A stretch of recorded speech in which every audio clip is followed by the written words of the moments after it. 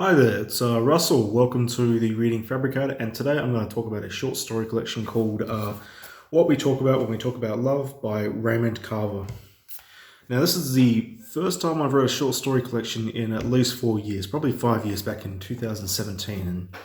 And the last time would have to be Brief Interviews with Hideous Men by David Foster Wallace, so it's quite a high bar to set. And I quite like that short story collection. And in between then and now, I've read a couple of short stories here and there, just not as a whole collection. Most notably, last year I read Flannery O'Connor's A Good Man is Hard to Find and Everything That Rises Must Converge. Two wonderful, wonderful short stories. In fact, I consider A Good Man is Hard to Find to be in my top 3 favourite short stories of all time. I was absolutely gobsmacked by the end of it. It was truly, truly something. Another short story I would recommend to you all is by Don DeLillo. It's from his collection called The Angel Esmeralda, and it's called Human Moments in World War III. I think it's either Human Moments in World War III or Human Moments During World War III. And that to me is probably the best short story of all time that I've ever read. To me, it trumps anything he's actually read. He's actually written as a story fiction, as a story novel-wise, or as a short story collection. And I've read quite a lot of Don DeLillo, so that's a pretty high bar to set for itself. But nonetheless, we're here to talk about this very short collection. I mean, you could read this in a couple of days if you wanted. You could read it in one day if you wanted to, read it in a few hours. And the great thing about this collection is that the short stories are actually short. Because if you look at things like David Foster Wallace, I mean, some of his short stories are upwards of 60 pages long. This one here, the longest story, is the title story, What We Talk About When We Talk About Love. And it is about 16 pages. Apart from that, every other story ranges from between 7 and 10 pages. So they're like, I mean, honestly, you could read a short story, put it down for a day, put it up again, read another short story, and you can get that done in minutes. And they all tell sort of a cohesive narrative in their own separate way. But they all, I'd say they all revolve around the theme of disillusion. There's a lot of terrible things happening in this book. The way I saw it was that it almost felt, it's very rooted in reality, and it's told in a minimalist style. There's a very minimalist style to the way Raymond Carver writes. And by realist, I mean you could see this happening. You could think of family members or friends or anything along that matter who have been in some situations that are mentioned in this book. Notwithstanding the murder parts, because there's a couple of sections, a couple of short stories in here that deal with murder. And they actually are my favourite parts of the book, but there's some really interesting short stories, in particular one that's about 3 or 4 pages long, about a couple that are arguing, and the man wants to take the baby and hold the baby, the woman won't let him, and they sort of get into a tugging war of the baby in between, and it's quite a brutal short story. It's about, just abuse, pretty much. There's a lot of abuse going on in this collection, a lot of arguments going on, and a shitload of drinking. Especially during the title story. I mean, it's just 4 people sitting around just drinking and drinking. They keep wanting to talk about going out to dinner, but no one ever comes up with a solution as to where they want to eat, so they just keep on drinking and drinking and telling stories and trying to discuss the theme of love. And it's quite good. I quite liked it. But my all-time favorite short story would have to be, it's in the middle of the collection, and it's called Tell the Women We're Going.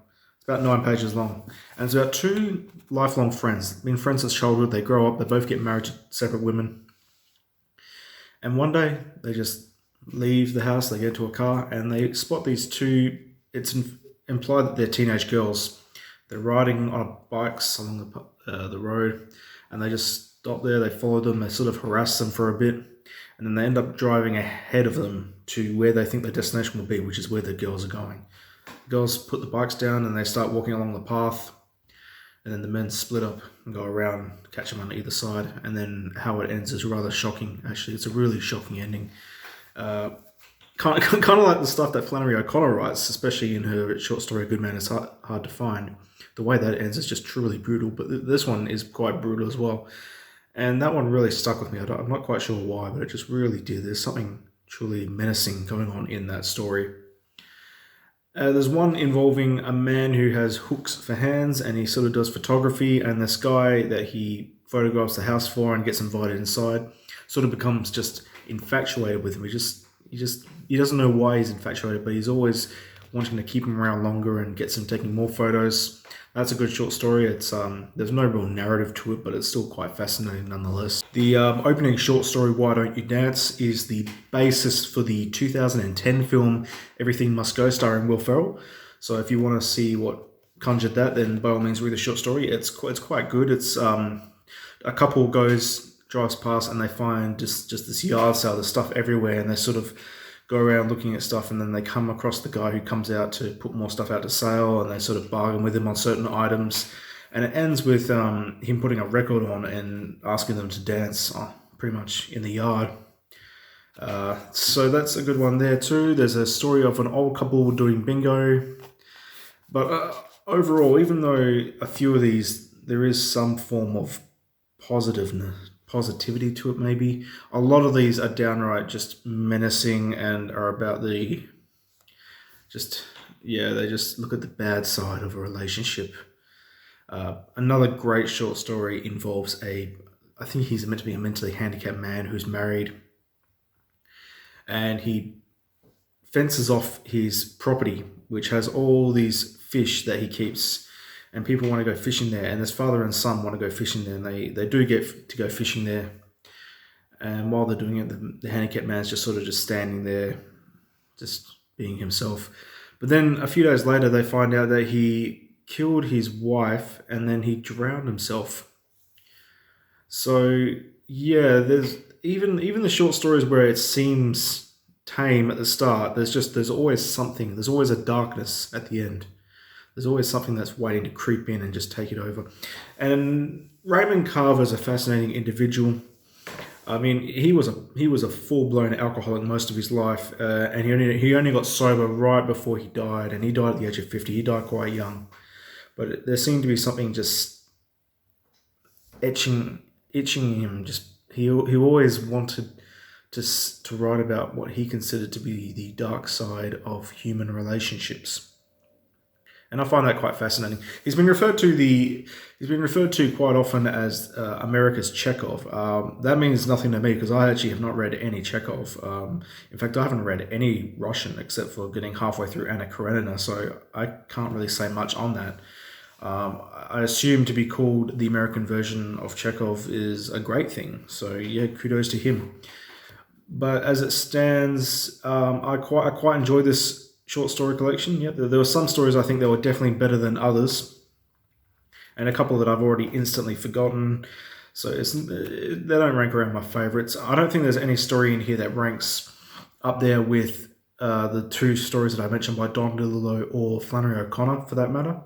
But that's not to say that he's a bad writer. No. He's actually quite good. Very minimalist. He gets to the point. The dialogue is razor sharp, and again, like I said before, you could almost imagine this happening to Neighbours Next Door or something like that. There's a real realist aspect to this.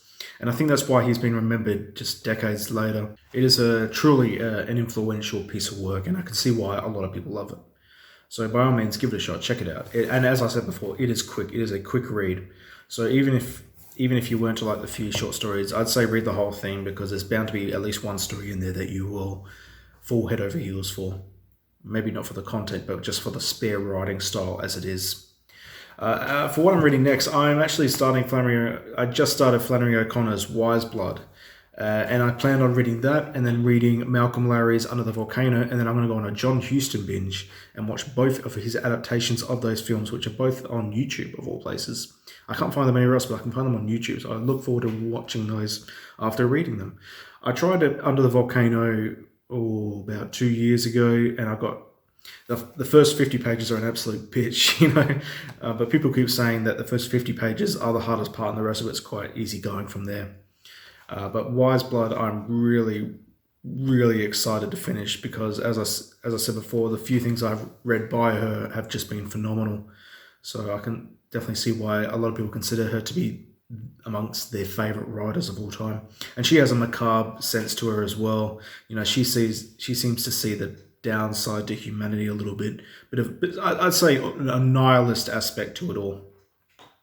Nonetheless, that's pretty much it. I'm not going to read anything from this because there wasn't a single passage that I found stuck with me. Rather, it's the whole story as a whole, pretty much, that would stick with you. There's no single passage, unfortunately.